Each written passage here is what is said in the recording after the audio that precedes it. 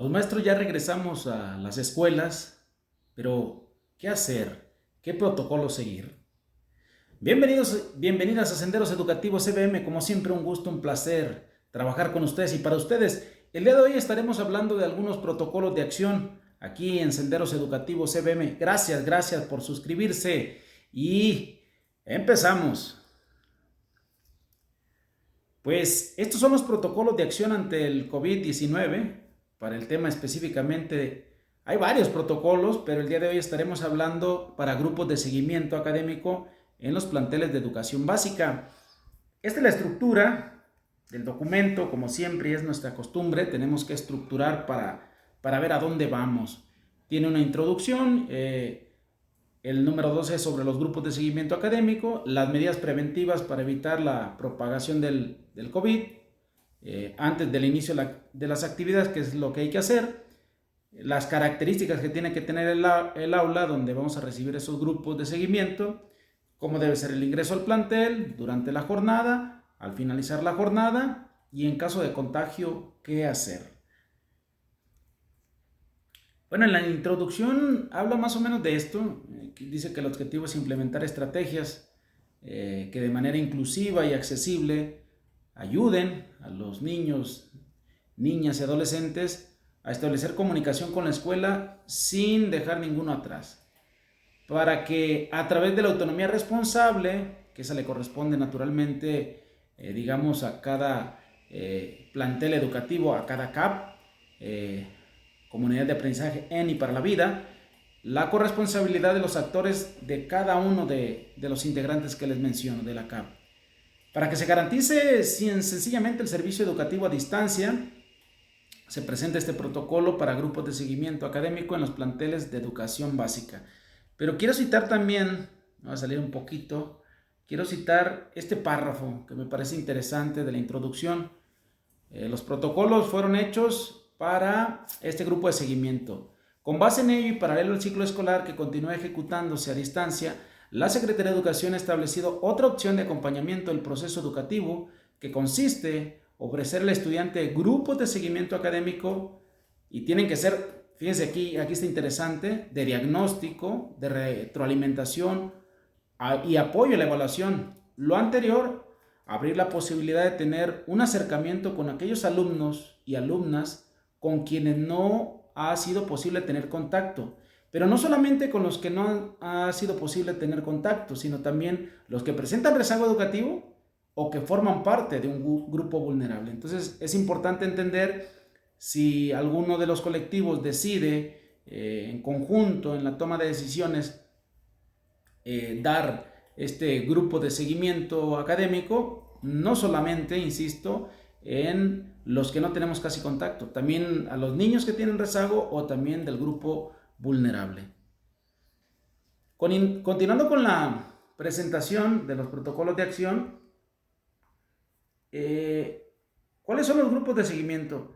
Lo primero que se tiene que hacer es el padre de familia tiene también el derecho a solicitar que a su hijo, digamos, sea atendido y la comunidad de aprendizaje, la CAP, tendrá que revisarlo y establecer la duración, los horarios en las que tendrá que atender a ese niño o a ese grupo de niños.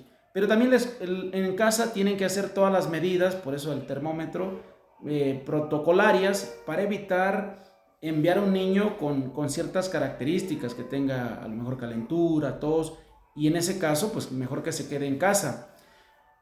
Cuando las condiciones de salud estén listas, el padre de familia tiene que firmar una carta de aceptación donde, digamos, se compromete a hacer lo que le corresponde en casa, la verificación o el filtro sanitario en el hogar, y la primera ocasión que vaya su hijo se lleva ese documento y se entrega a la escuela, al director del plantel.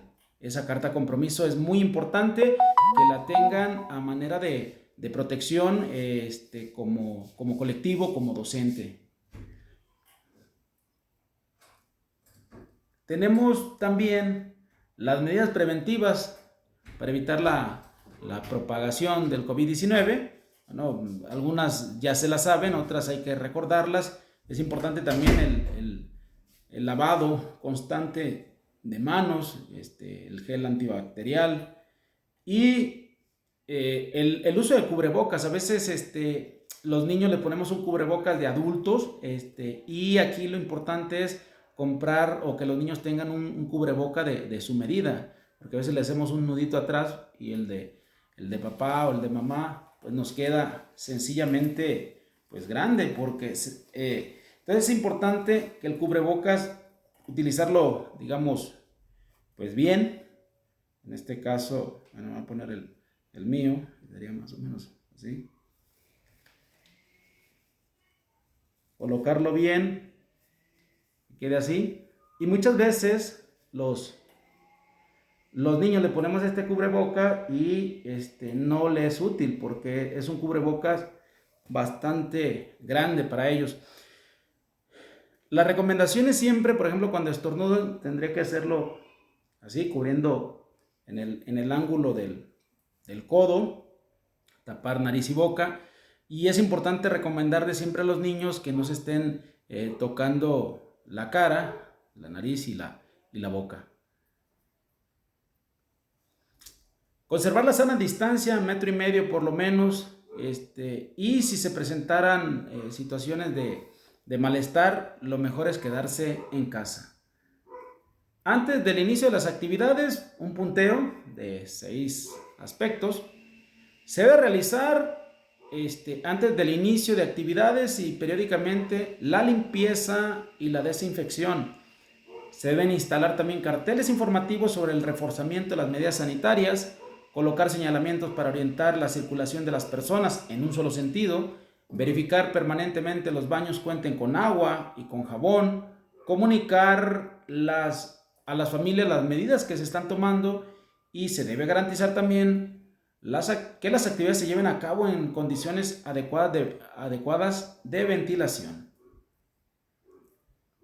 Dentro del aula debe estar limpia, deben estar ventiladas, los muebles y los materiales se deben sanitizar. También se debe evitar compartir objetos, el lápiz, el sacapunta, evitar el contacto físico. Si las medidas que se toman o decide el colectivo dar recreo, entonces es importante ahí evitar el contacto físico. Sí, se puede salir al recreo, pero conservando la sana distancia. Y el uso frecuente del cubrebocas.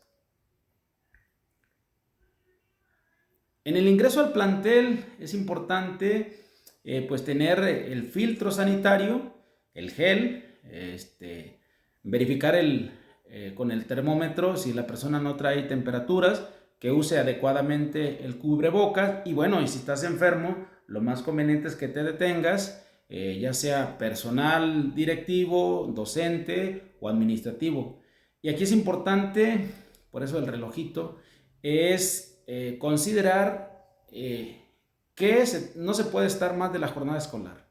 Inmediatamente cuando la jornada escolar termina, que le vaya bien a los niños, a los padres de familia y a los propios maestros. Y durante la jornada, ya lo decía hace un rato, no tocarse la boca, la nariz y los ojos.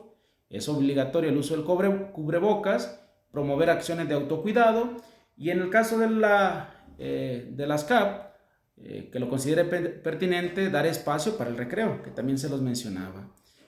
Pero si hay recreo, entonces tiene que conservar la sana distancia. Acuérdense que los grupos son con un máximo por grupo, no por escuela, por grupo de 9 niños. Al finalizar la jornada, está prohibido quedarse en la escuela. Tiene que salir, los niños tienen que salir de manera escalonada, no pueden salir todos al mismo tiempo, sino si se citan 9 por grupo y la escuela tiene de primero a sexto, tiene los grupos, la salida tiene que ser escalonada y separar salida y entrada en una sola dirección. Por un lugar entran, por un lugar salen. Y evitar la tensión de los padres de familia. Sí, o sea, aquí la situación de evitar la tensión es precisamente muchas veces los padres de familia con la inquietud de cómo va mi hijo, se acercan al maestro, es previa cita para que lo puedan atender solo, o sea, no, en el sentido de evitar la atención de padre de familia se refiere a que atienda 5 o 6 a la vez, más bien tiene que ser de manera individual o vía telefónica, vía WhatsApp, o citar previamente. Evaluar y registrar las incidencias, eso va a ser bien importante, establecerlo en una bitácora para que cualquier situación se tenga registrado.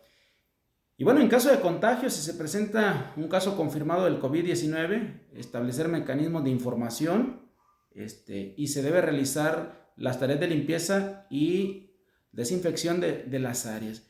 Y en esta parte, en caso de contagio, por eso es recomendable que sea el mismo grupo de niños. O sea, si los niños van a ir, estos 9 niños de los primeros de la lista, por un decir del 1 al 9, que se conserven cada miércoles y van a estar yendo cada miércoles sea. Porque en caso de contagio, la estrategia, digamos, se pone en cuarentena por lo menos unos 14 días a ese grupo de niños, en dado caso que uno de ellos sea contagiado.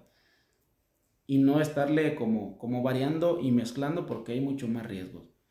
Senderos Educativos EBM, como siempre, un gusto, un placer con estar trabajando con ustedes y para ustedes. Síganse suscribiendo, estamos muy contentos, muy felices de servirles. Los próximos videos, ahí les van, los próximos videos serían los que ustedes están esperando. El protocolo de actuación ya trabajamos unos y va a ser necesario a lo mejor algunos otros. Y vamos a hacer digamos una exposición de los temas de la admisión y la estrategia que vamos a utilizar para tratar de abordar la mayor cantidad de temas de admisión. Y también estamos esperando con mucha ansia qué se va a evaluar en la promoción horizontal. Y una vez que estén listos, todos los temas de promoción horizontal.